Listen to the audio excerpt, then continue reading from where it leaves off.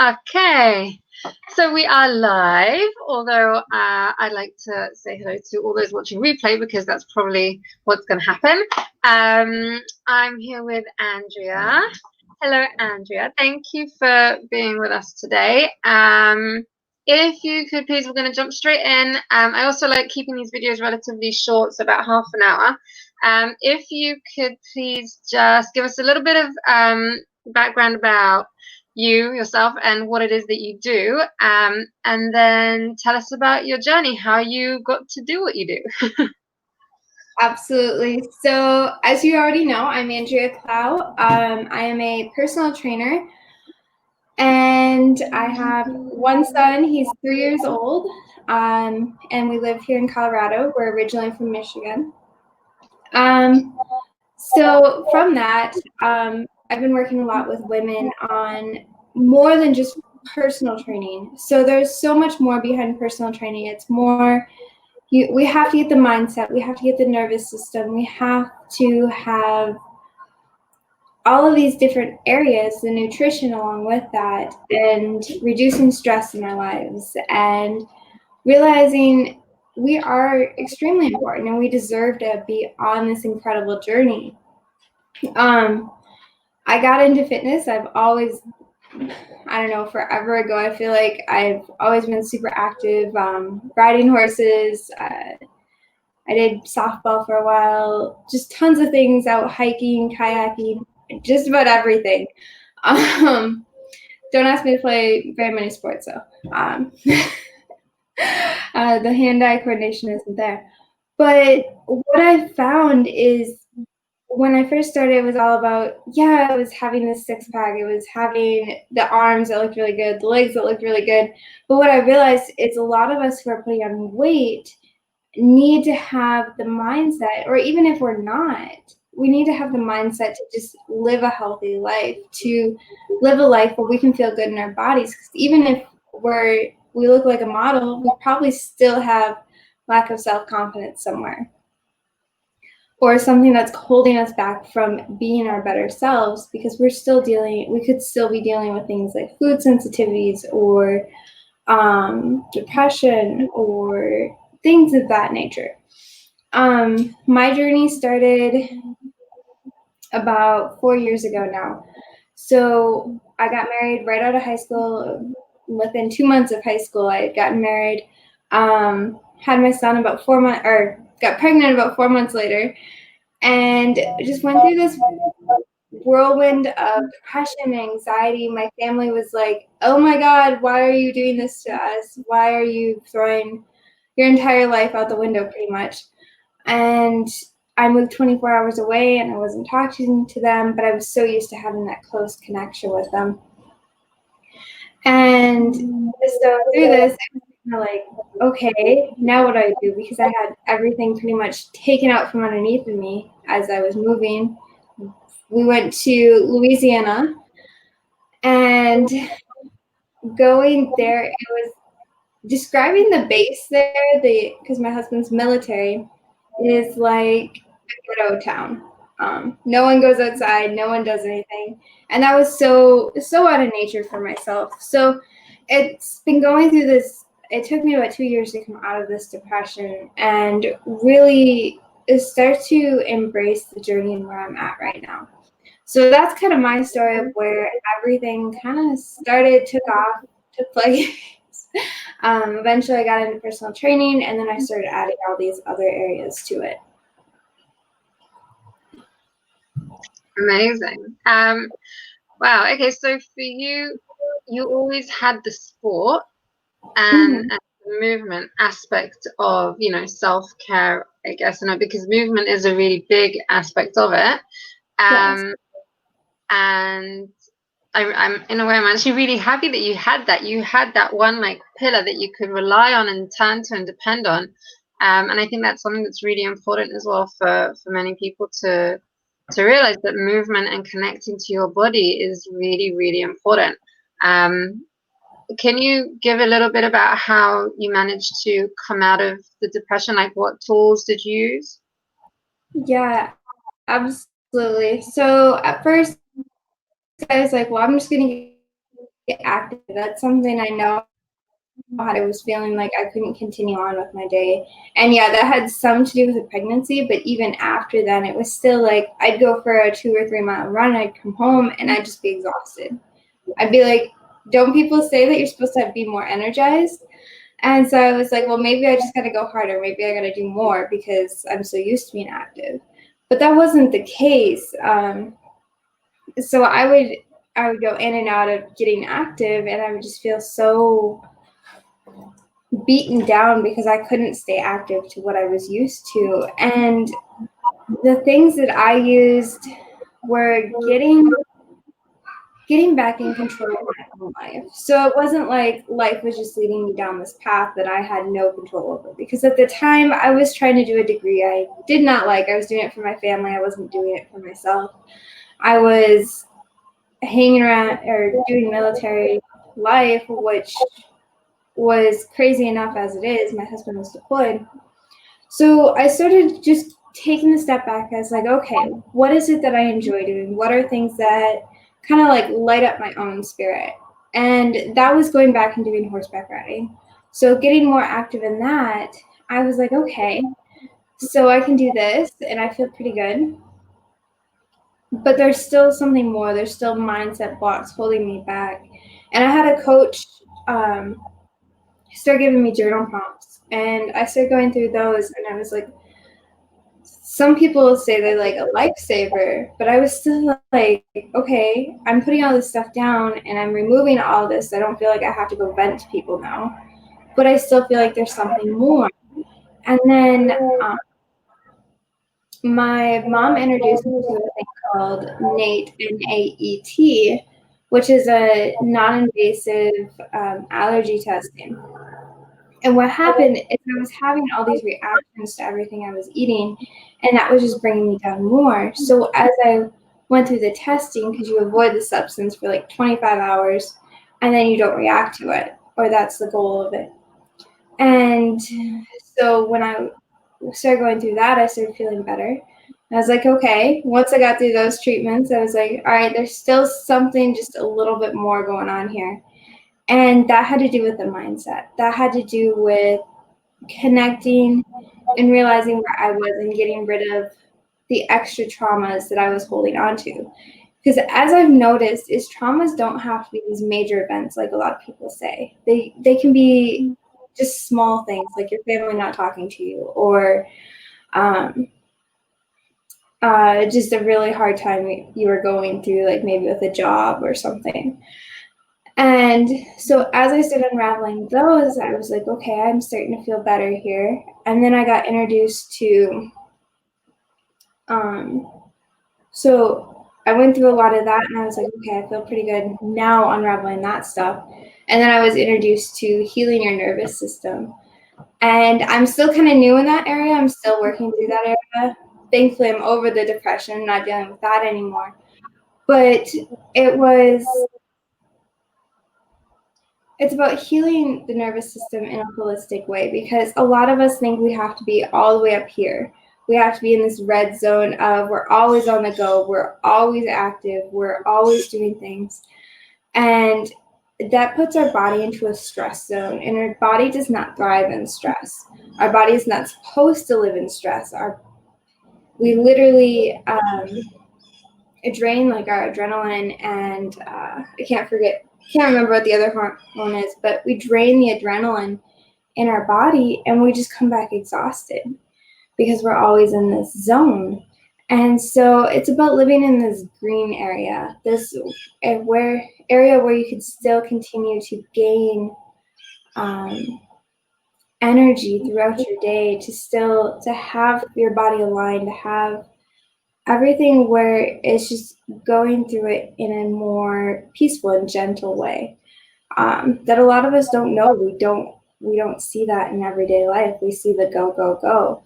And then there's this blue zone where that's where we fall off. That's where we're in depression. That's where we can't go forward. We feel like we're really stuck in this area. So it's truly about finding where your green zone is, going through the practices of finding that green zone, And I truly believe it's about getting aligned with your surroundings, getting aligned with who you're supposed to be. Because when you put yourself in a space where you don't enjoy the things around you, it's extremely hard, and it's extremely hard to come out of that. And that might change over time. Like something that you used to love to be in that area, maybe you don't love that anymore. And so also just aligning with my own goals and my own dreams and such also helped me come out of this state that I was living in.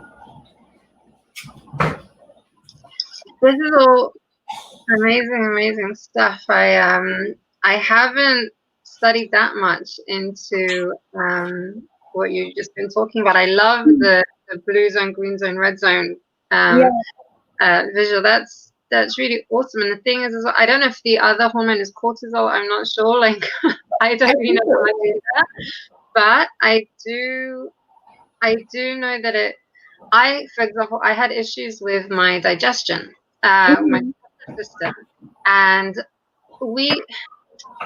this red zone that you refer to, it's totally what I see as where we kind of, our self-worth is conditional on our productivity. Like, it depends how productive we are will then dictate how much we value ourselves or consider ourselves, like, useful, and we really do apply our self-worth, like, it's conditional based on our productivity. For the societal conditioning has basically caused that, in my opinion. But I think that this green zone that you refer to is where we rest and digest, and that's where we really are less stressed, and we can just, our bodies can recharge, and that's where we digest as well. If we're constantly trying to be productive, then our bodies can't do the work that it needs to do. And I was really struggling a lot with my digestion, and I found that this green zone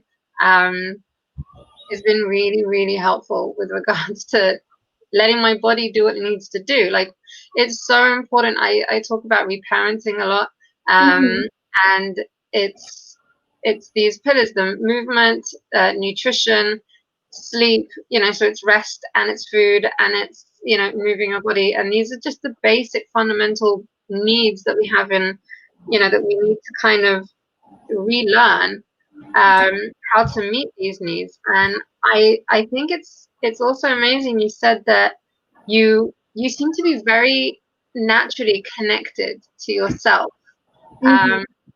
which is incredible, because you mentioned that you're kind of checking with yourself, constantly saying something still feels off.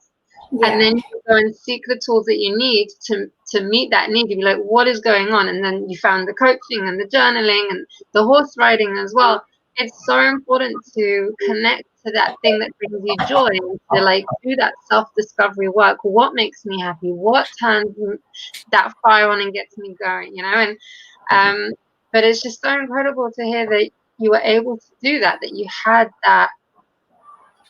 had that like innate kind of wisdom of, let me check in with myself and see what I need, what it is that I need. And so many people don't have that.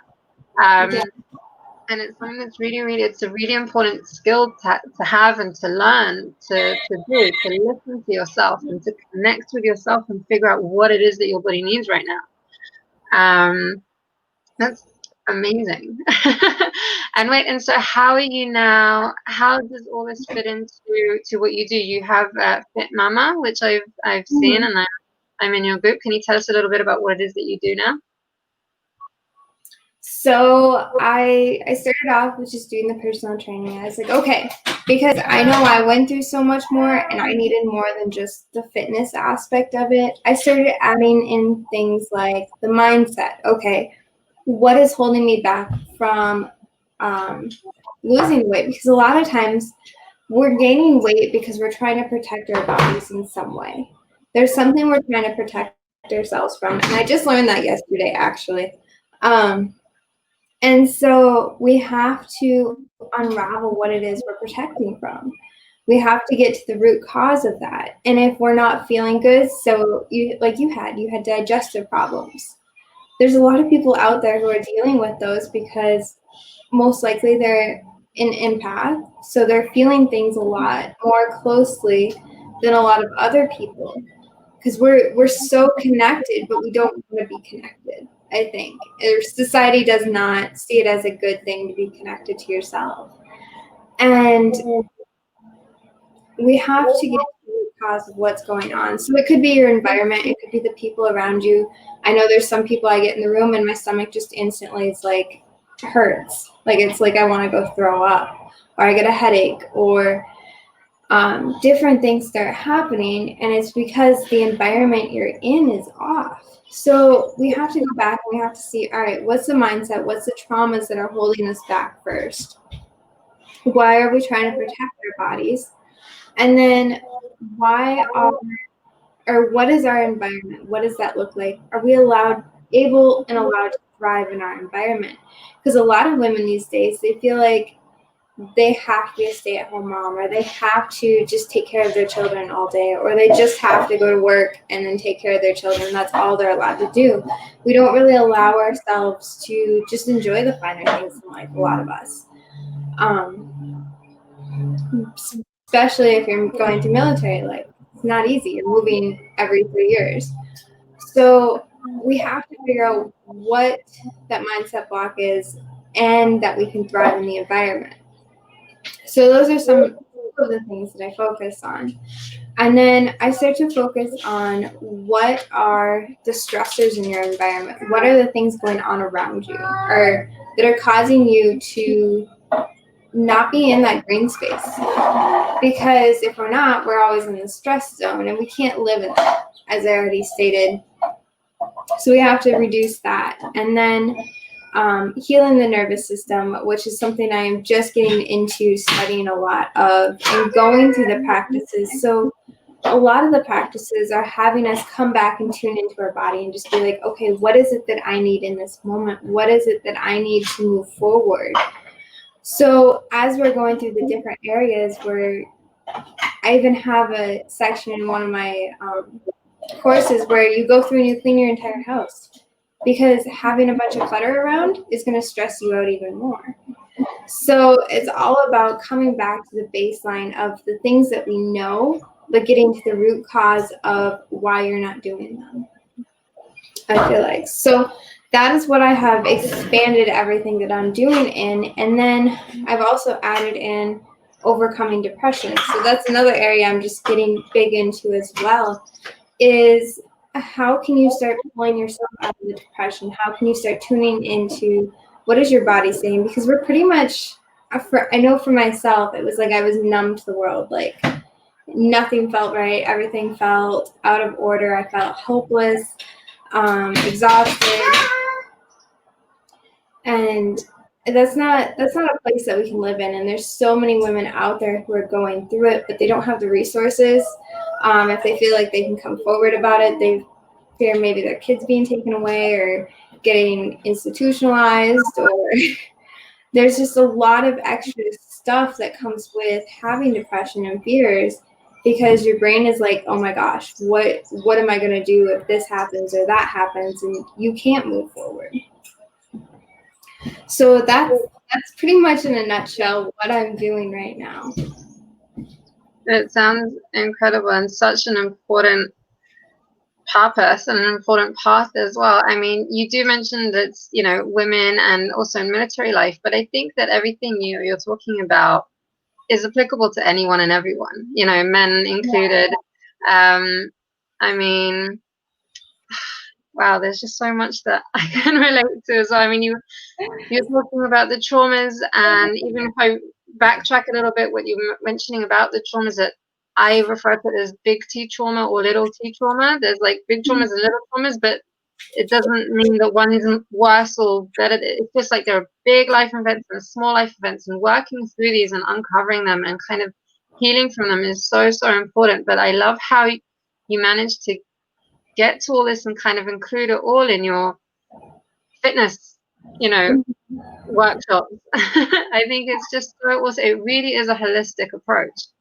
And I think that that's something that is so, so lacking right now in the fitness world and in the world, like in society in general, the awareness that, it's not just you mentioned losing weight, where you learned yesterday that putting on weight or keeping on the weight is like trying to protect yourself. And that's a really interesting perspective, an interesting way of looking at it. I heard a while back that our body holds on to the weight when emotionally we're struggling with something. Mm-hmm.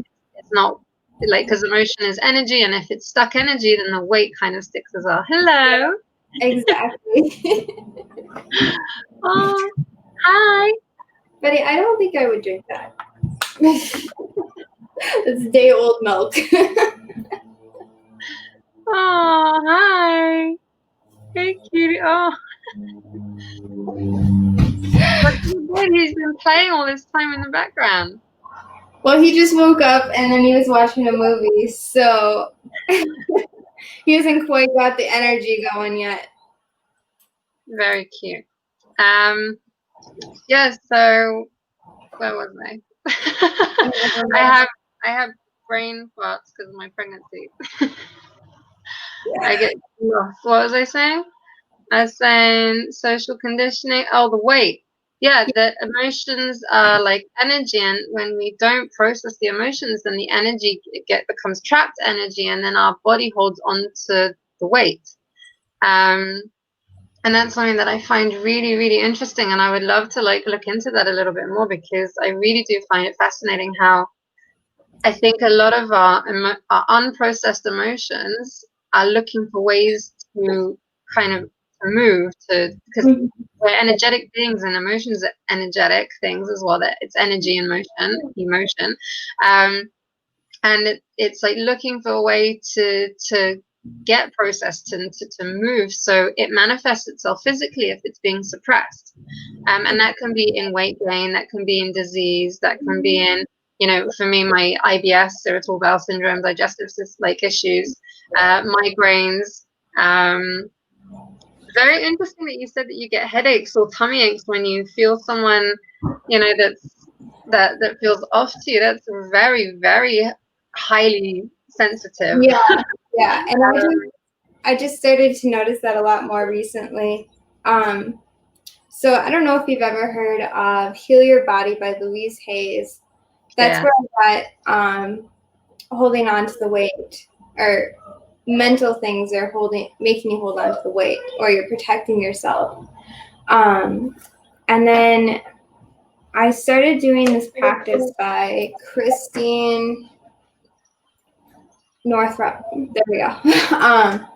And it's where you're meeting yourself as a child in another at a certain age, and you're giving them the love that they needed at that point. And as you're giving them the love, see, it's pretty much like you take a deep breath in, and then you let it out. And the first number that comes to your mind, you then go and picture yourself in the garden, and you meet that child or yourself at that age of the number that you picked. And what happens is, a lot of times our subconscious mind gives us a number of where something traumatic happened, or where we needed a lot of love. So one of the ladies that I had do this practice, she was 3 was the number she picked, and it was when her twin brothers were born. So she went from being an only child to having these 2 extra kids, and no one was like paying her as much attention. For myself, it was 7, and as I was like, nothing really traumatic happened in my childhood, but it was also the year that I was held back, and I guess I would never talk about it. So I wouldn't talk about it to anyone. And when I was about 5, I actually said, or it was like, it might have been 7, I don't remember. I didn't think I could cry. Like, I would not cry at needles. I wouldn't cry at anything. And I guess I said something to the effect of, I didn't think I could cry at one point. And so, like, the doctors didn't know anything. I just found this out. Like, my mom was telling me about it last week. But it was like, okay, wow. Maybe there's a lot more to going on than we realize, and just such little things. And as I started going back and doing this practice, because you're supposed to do it 40 days in a row, And everything has become more intense. Like everything, like if I feel stressed out, I will literally like feel physically sick, or my head will start hurting. And I think that's why. So yesterday, or actually, I guess it was the night before yesterday, I was sitting on the couch and I just got super stressed out about something. And it was to the point where my body hurt so bad I couldn't even like run my hand on my arm. Like it hurt the hairs on my arm. It was so tense. My head hurt. Like I couldn't, like, still rolling my eyes back in my head. It hurts my head. And I got like super stuffy, and it was like, what the heck? Like, this is so odd. Like everything hurts. I like can't release anything, any part of my body. And it pretty much happened all day yesterday. It was just like everything was like, it couldn't release it. And I was like, that's got to be something with me holding in all the stress of everything I'm doing right now, and really makes you think like, oh, maybe I need to take a break and relax. So it's tuning into those different areas quite a bit. It's insane.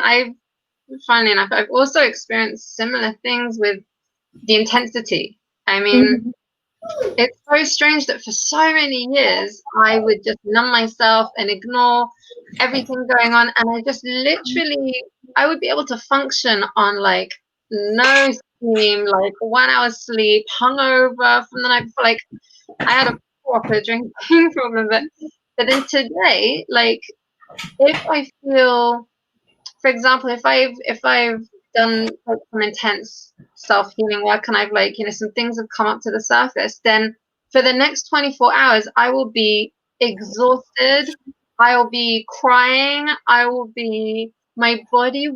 just be totally depleted, like no energy whatsoever.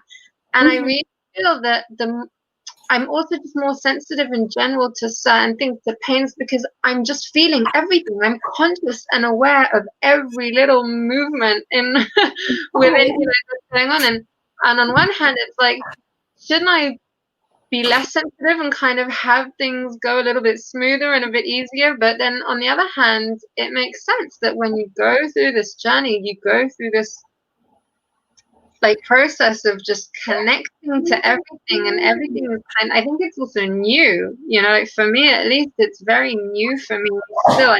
I've been on my intense self-healing journey for 4 years as well.